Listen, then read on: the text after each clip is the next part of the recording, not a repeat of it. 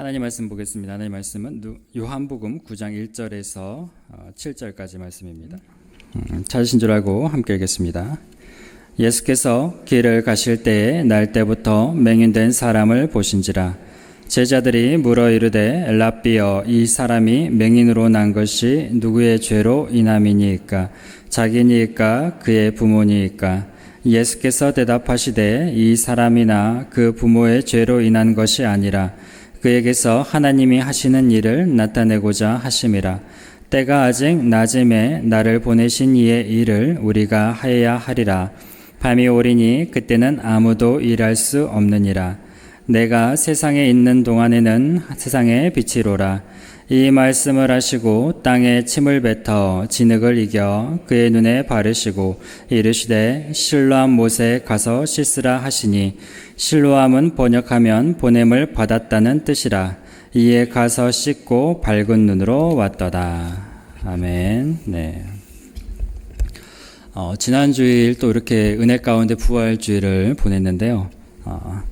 이 부활주일을 보내고 나서 우리 교회의 분위기가 조금 더 활기차진 것 같아서 참 감사합니다. 생명력이 돋고 생기가 있어서 하나님께 주신 은혜가 또 우리 가운데 부활주의를 통해서 넘치고 있구나를 또 깨닫게 됩니다. 우리 성도님들의 또 표정을 봐도 그렇고요. 네, 이렇게 좋은 날씨임에도 불구하고 또 이 자리에서 함께 예배 드릴 수 있고 은혜를 나눌 수 있어서 감사합니다. 우리 사랑하는 성도님들의 모든 삶의 여정 가운데 하나님의 은혜와 긍휼과 자비하심이 늘 차고 넘치기를 소망합니다. 네, 실로암 맹인 말씀을 지난주에 이어서 함께 살펴보려고 합니다.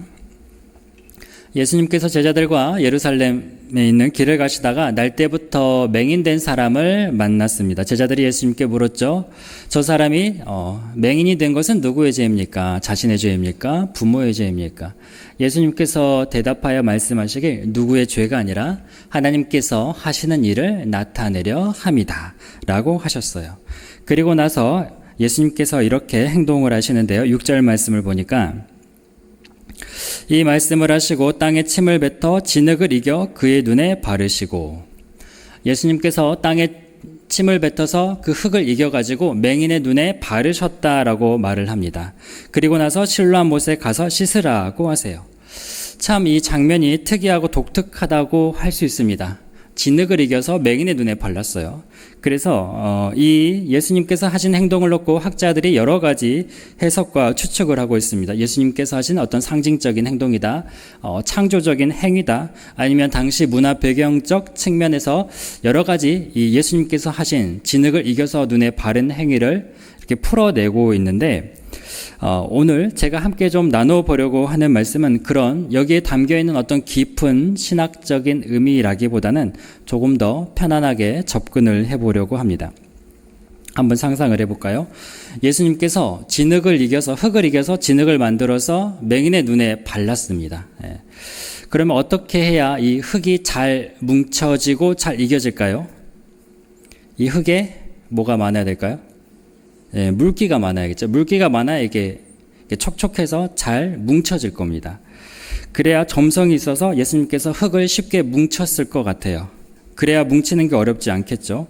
만약에 예수님께서 땅에 있는 흙이 만약에 흙이 물기가 좀 많이 있었다면 예수님께서 흙을 뭉치는 게 어렵지 않으셨을 겁니다. 그런데 그렇게 잘 뭉쳐지는 흙이었다면 또 예수님께서 굳이 침을 뱉으실 필요가 있었을까라는 생각이 듭니다. 그러면 만약에 그 땅이 건조하고 메말랐다라고 생각을 해보죠. 예수님께서 침을 뱉어서 흙을 뭉쳐야 돼요. 그럼 예수님이 도대체 침을 몇 번이나 뱉으셨을 것 같습니까? 거룩하게 이 본문을 읽다가 갑자기 제가 이런 생뚱맞은 말을 하니까 굉장히 상상이 안 가시나요? 이 말라있는 흙에 예수님께서 침을 뱉어서 이렇게 뭉쳐야 되잖아요. 그러면 뭉치는 것도 쉽지 않았겠죠. 예수님이 이렇게 쭈그려 앉아가지고 흙을 이렇게 해가지고 반죽을 하신 다음에 맹인의 눈에 이렇게 착착 발랐을 겁니다. 많은 물기가 필요할 거예요. 예수님께서 이렇게 맹인의 눈에 진흙을 바르는 데는 굉장히 번거로운 작업이 필요합니다. 우리가 생각하는 그런 모습이 아닐 수 있어요. 굉장히 수고스럽고 번거로운 작업이죠.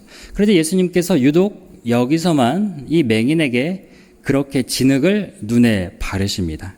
평상시에 하셨던 기적의 모습과는 너무나 다르다는 말이죠. 그리고 여기에 또 불편한 것은 또 하나 더 있습니다. 예수님은 이 맹인의 눈에 진흙을 바르신 다음에 맹인에게 실로암에 가서 씻으라고 말씀하십니다. 그러면 이 맹인이 그 말씀을 듣고 실로암으로 가게 돼요. 그런데 실로암으로 간다. 그래서 갔나 보다라고 우리가 쉽게 생각할 수 있지만 이 사람이 어떤 사람이에요? 맹인이라는 말이죠. 앞이 안 보인다는 말입니다. 맹인이 어떻게 길을 갑니까? 보통 뭐 막대기나 긴 지팡이를 이렇게 더듬더듬 길을 더듬어서 그 길을 찾아갈 텐데 그 길을 찾아가는 길이 결코 쉽지는 않았을 것 같습니다. 아마도 사람들에게 물어서 실로암 가는 길이 어디냐고 확인을 하면서 찾아가야겠죠. 그런데 그 맹인의 눈은 또 어때요? 진흙이 묻어 있잖아요. 그러니까 사람들이 그 맹인을 보면서 얼마나 우스꽝스럽다고 생각을 할까요? 보지도 못하는 사람이 눈에 진흙을 바른 상태로 더듬으면서 이 우스꽝스럽게 실로암을 찾아가는 모습이 굉장히 이상하게 느껴졌을 겁니다. 거기를 찾아가는 맹인은 또 얼마나 수고스럽겠습니까? 그 길을 찾아가야 한다는 게 얼마나 또 힘들겠어요.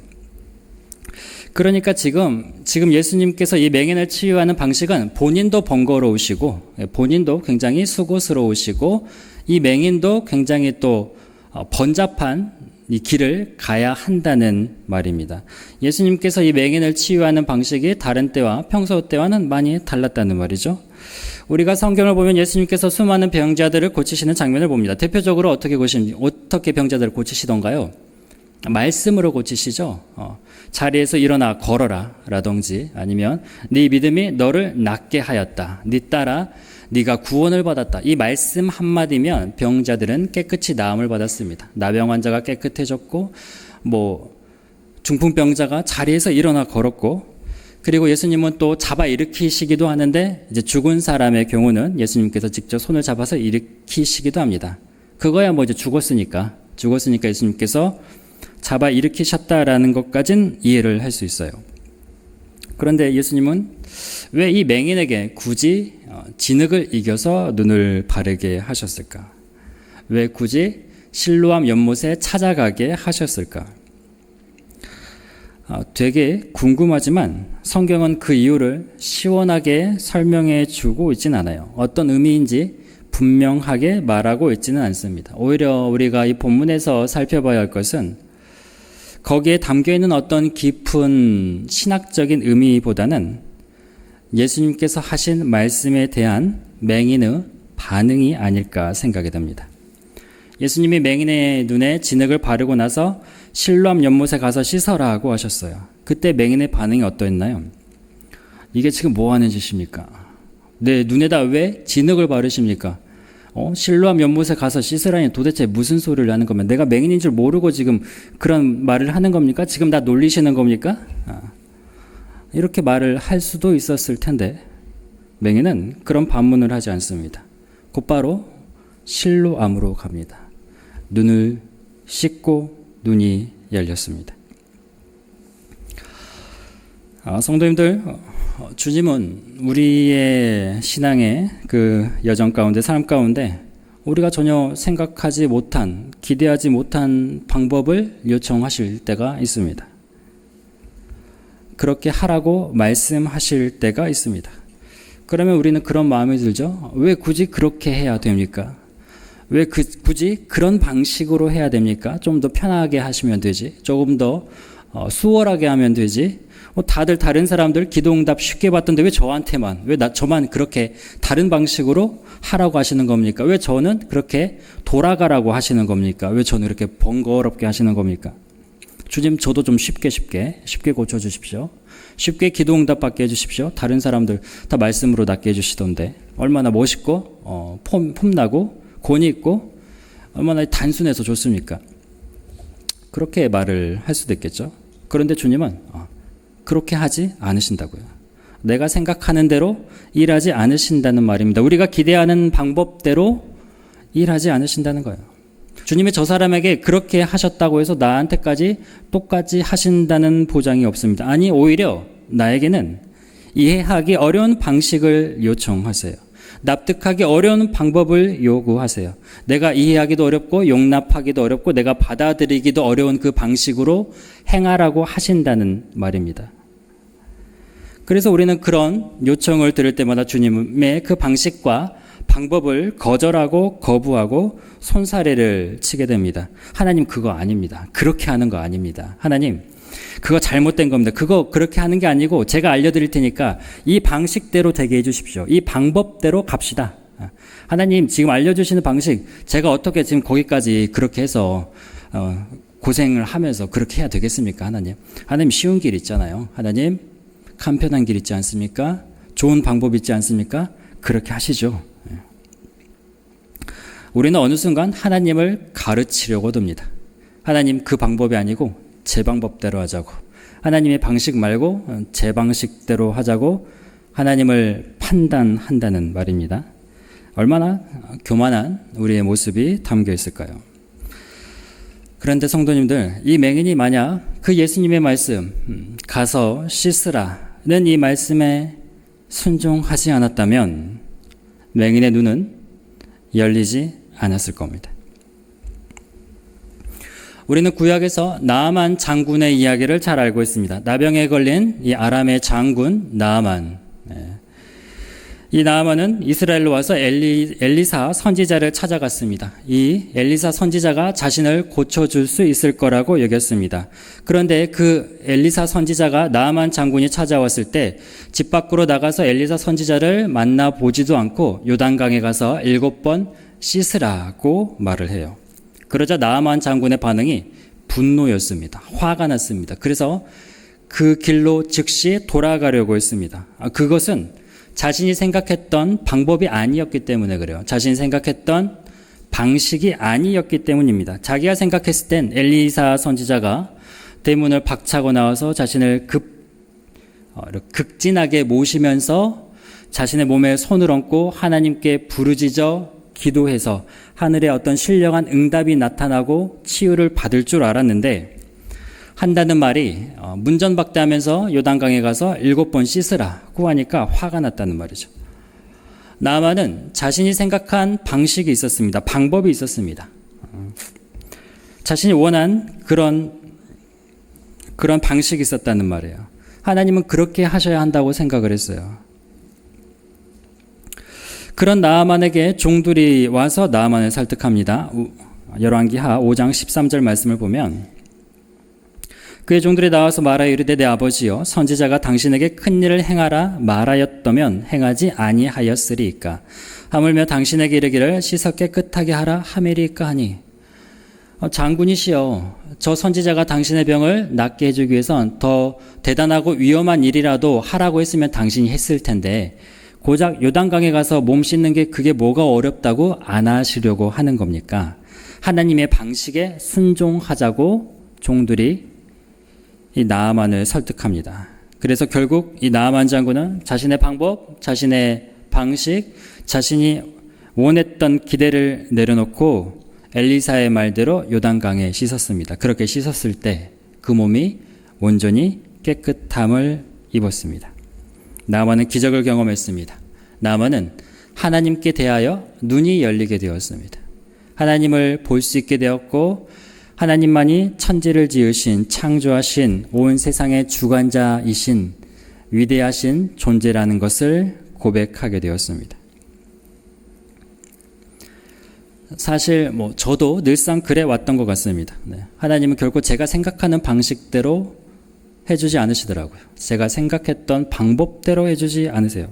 제가 기대했던 대로 해주지 않으시는 분이 하나님이십니다.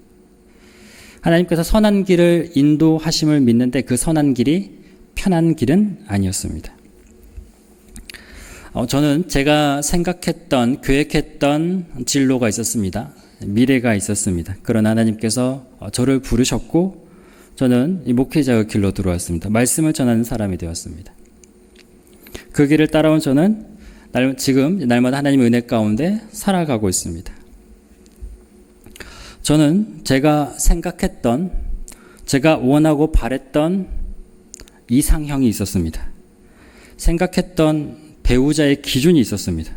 그러나 하나님께서 그 기준을 내려놓게 하셨을 때 저는 제가 생각했던 것보다 훨씬 대단한 사람을 만나게 되었습니다.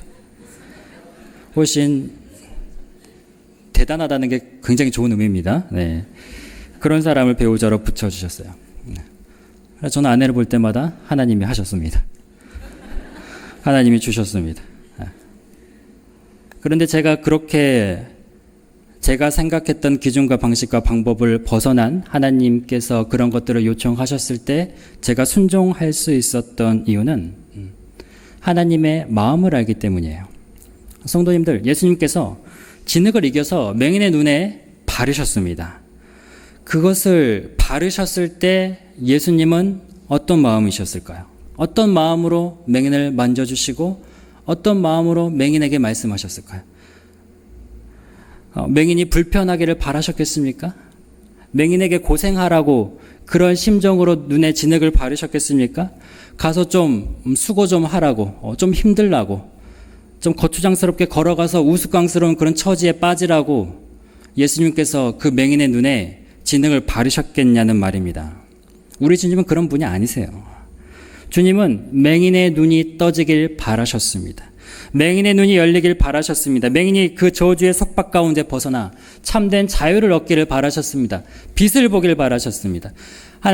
예수님께서는 그 맹인에게 빛을 비춰주기를 원하셨다고요. 그 맹인에게 생명이 임하기를 간절히 소망하셨습니다. 이 맹인이 그 예수님의 마음을 알았기 때문에 실로암에게까지 순종하는 마음으로 갔다는 말입니다.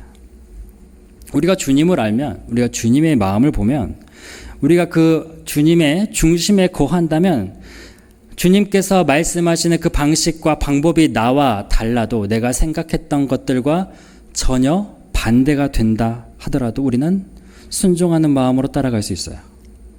주님의 마음을 믿기 때문에, 주님이 나를 얼마나 사랑하시는 줄 내가 믿기 때문입니다. 그래서 그 방식을 따라갔을 때, 그 방법을 따라갔을 때 우리는 그 길의 끝에서 생명을 마주하게 됩니다. 주님을 보게 됩니다. 빛을 바라보게 됩니다. 성도님들, 우리가 생각하지 못한 방식, 내가 생각하지 않은 방법일지라도 순종하는 마음으로 나아가시기를 소망합니다. 이 맹인은 주님의 방식에 그대로 순종했습니다. 눈에 진흙이 발라지는 그 우스꽝스러운 모습이었지만 실로암으로 나아갔어요. 그리고 실로암에서 눈을 씻었을 때 맹인의 눈이 열리게 되었습니다. 주님의 방식에 순종했을 때 눈이 열리고 주님을 보게 됩니다. 이 말은 반대로 말하면 주님은 내가 생각하는 방식으로, 내가 원하는 방식으로 했을 때 눈이 열리지 않을 수 있다는 말입니다. 우리의 영적인 눈을 열어주시는 방식은 반드시 하나님의 방법이어야 합니다. 그게 번거롭게 보일지라도, 그게 수고스럽게 여겨질지라도 그것이 주님의 방식이라면 우리가 주님을 믿고 따라가길 바라십니다. 그 길이 우리의 눈이 열리는 길입니다. 그 길이 우리가 주님을 보는 길입니다. 그 길이 우리가 주님의 은혜를 고백하는 길입니다.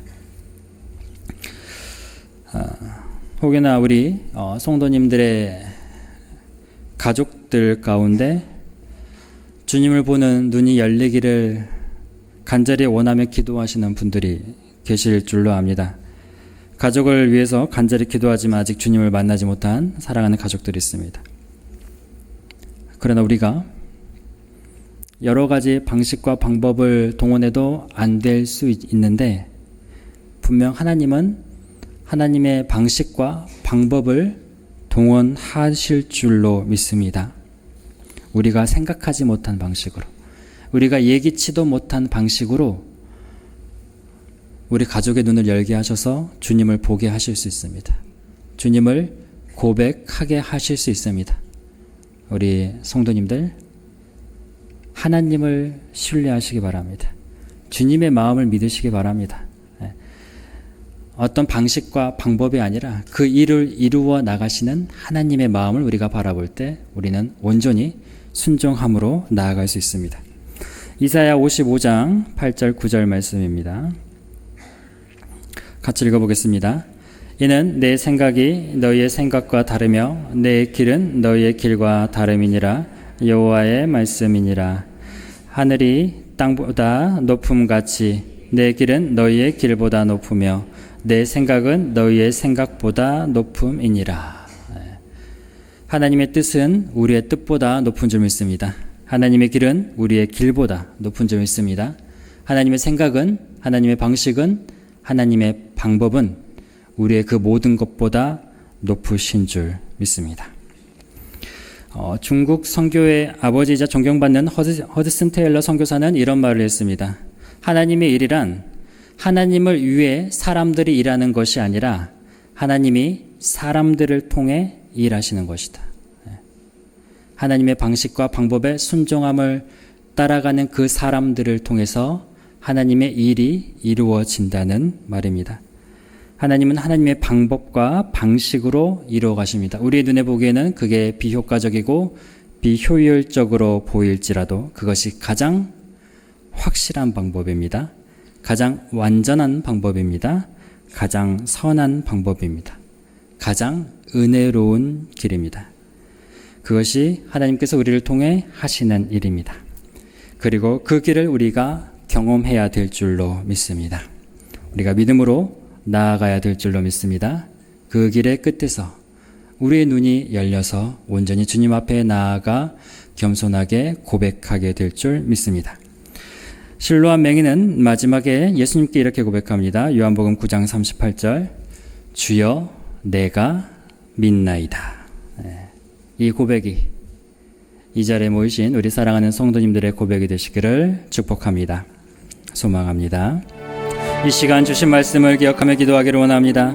주님, 내가 내 방식이 아니라 주님의 방식을 신뢰하겠습니다. 주님의 방법을 순종하겠습니다. 저 맹인처럼 순종하여 나아가 실로암에 가서 내 눈을 씻겠습니다. 주여, 왜 그래야 합니까? 왜 저한테 그렇게 하십니까? 라는 그런 질문과 반문과 불평보다 주님께서 하신 그 말씀을 믿고 신뢰함으로 나아가 순종할 수 있는 종이 되게 하여 주시옵소서. 주님의 사랑을 알기에, 주님의 마음을 믿기에 주님 그 실로암에게까지 걸어 나아가겠습니다. 앞이 보이지 않더라도 깜깜할지라도 주님의 말씀을 의지하며 한 걸음 한 걸음 나아가겠습니다. 주여, 우리도 보기를 원합니다. 주님, 보기를 원합니다. 주님, 우리의 눈이 열어지는 역사가 있게 하여 주시옵소서. 이 시간 기도하실 때 주님의 말씀에 순종하며 나아갈 수 있는 믿음을 도와여 주시라고, 우리에게 눈이 열어지는 역사가 일어나게 해주시라고 이 시간 간절한 마음을 담아 함께 기도하며 나아가겠습니다. 주님, 순종할 수 있는 마음을 더하여 주시옵소서. 믿음으로 나아가게 하여 주시옵소서. 내 눈에 보이지 않는다 할지라도 주님, 반드시 그곳에서 도착하게 됐을 때 나의 눈이 열리게 될 줄로 믿습니다. 주여, 눈을 열어 우리 주 예수 그리스도의 십자가를 바라보며 고백할 수 있는 귀한 주의 자녀들, 제자들 되게 하여 주시옵소서. 지금은 우리 주 예수 그리스도의 은혜와 하나님의 사랑과 성령의 교통하심이 우리 주 예수 그리스도의 마음을 붙들고 주님의 말씀 가운데 순종하며 나아가 마침내 눈이 열어져 주님을 바라보기를 간절히 사모하며 갈급하는 이 자리에 앉은 주의 백성들 머리 위에, 그 기업 위에, 가정 위에, 전주 온누리교회 위에 영원토록 함께 하시길 간절히 축원하옵나이다. 아멘.